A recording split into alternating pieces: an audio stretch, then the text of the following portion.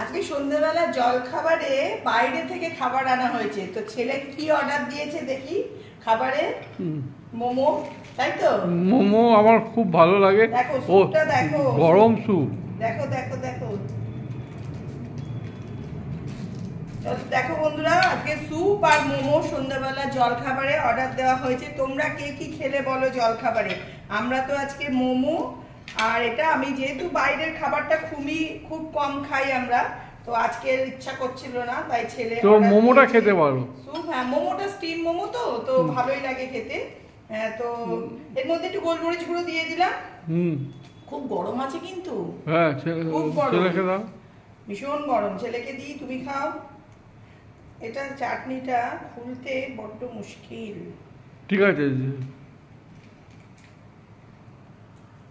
ঠিক আছে বন্ধুরা, চলো আমরা